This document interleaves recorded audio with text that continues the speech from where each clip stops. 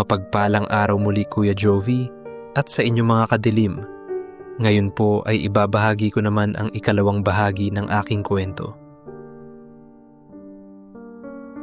Ikalawang beses naman itong nangyari. Sa Maynila pa mismo. Panahon na tumigil muna ako sa kolehiyo. Nagdesisyon akong magtrabaho na lang muna. Nagtratrabaho ako noon sa isang call center. Saka palang sumisikat ang ganong industriya sa atin. Isang araw, nagyaya ang isa kong ka-team. Doon na lang daw kami magtanghalian sa kanila. At pumayag naman kami sa may malabo ng bahay nila. Ang plano sana, doon na rin kami matutulog bago ang pasok. Kasi masyadong hassle kung uuwi pa kaming kanya-kanya. Yung iba Quezon City pa, ako naman galing Ermita pa. Pero nangyari nga ito. Hindi pa tapos magluto nung dumating kami. Nag-RC muna kami at biskwit ang kinain. Dahil sa mga nakaraang karanasan ko, lagi na akong may dalang kalamansi. Ginagawa ko pa rin yung sa baso. May isa kong ka-team na napansin na yung mannerism ko. Kaya kinuwento ko sa kanya lahat. Kumakain kami noon sa Chowking nang tanungin niya ako.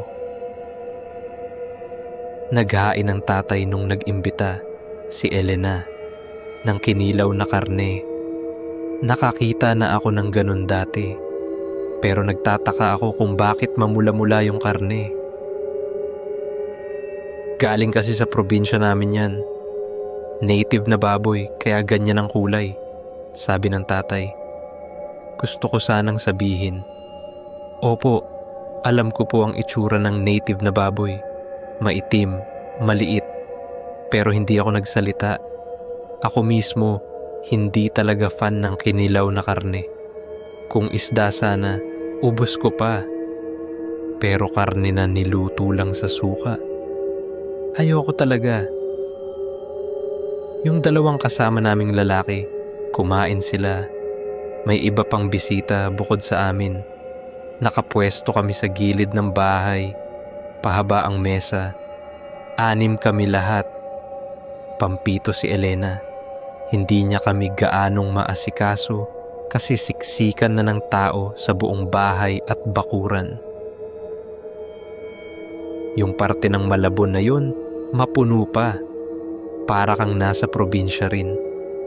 Nang naghain ng kanin at ulam, una kong tinira ang inihaw na isda. Nang hingi yung isa naming kasama kay Elena ng kalamansi para sana sa sausawan, pero sabi niya wala. Kaya sabi ko, meron ako dala. Bigla namang umalis si Elena. Sabi nung isa naming kasama, baka na-offend ko daw. Girl Scout daw ako masyado. Wala talaga sa isip ko na may masamang mangyayari. Kasi mababait sila. Lalo si Elena. Ako yung parang bunso sa grupo. Siya yung laging umaalalay sa akin nung bago pa lang ako. Pero out of habit na talaga yung ginagawa ko.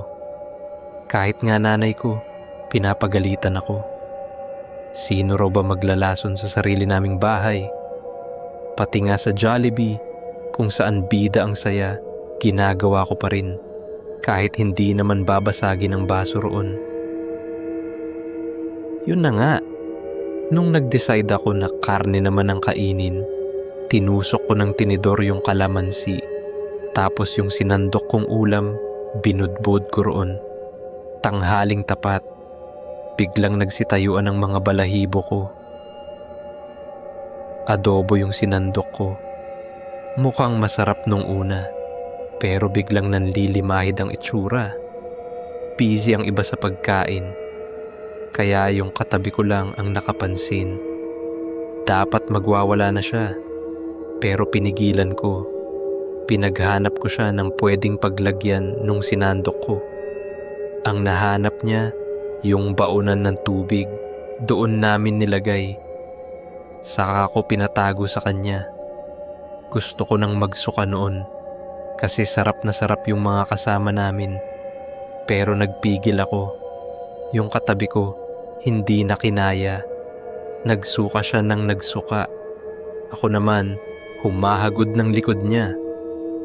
Huwag kang mag-oo kung ayaw mong magkarayuma, sabi ko. Malay ko ba kung anong pwedeng gawin sa amin kapag nalaman nilang alam namin. Kakalabinsyam ko lang noon. Bata pa ako. Ayoko pang matigok dahil sa pagsusuka niya, nagdahilan kaming dalawa. Kunwari magpapa-ospital siya. Pinapapigil pa kami ng nanay ni Elena. Sabi marami pa raw pagkain. Pero buti na lang, sumama na rin ang iba naming kasama. Nang makarating kami sa bahay namin, doon na kami tumuloy. Pinakita ng katabi ko yung nasa lalagyan ng tubig. Habang tumitili siya, nagsuka rin ng iba. Grabe talaga. Gusto na nilang iwasan si Elena. Pero sabi ni Nestor, wag na muna. Baka makahalata. Hayaan na lang. Pero yung iba, kung pwede lang lumaklak ng Zonrox or liquid sosa, ginawa na nila. Matunaw lang yung karne sa sikmura nila. Pinagpapasalamat nila na hindi sila nakatikim ng dinuguan.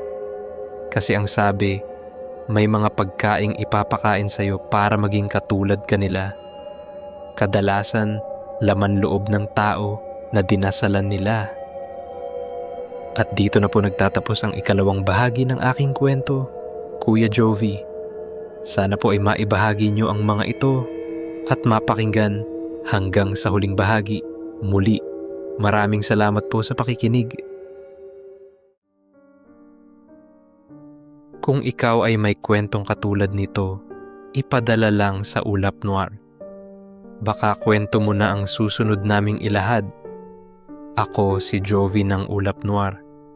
At hanggang sa muli nating pagkikita, kung magigising ka pa, subscribe for more true Pinoy horror stories tuwing gabi sa ilalim ng ulap.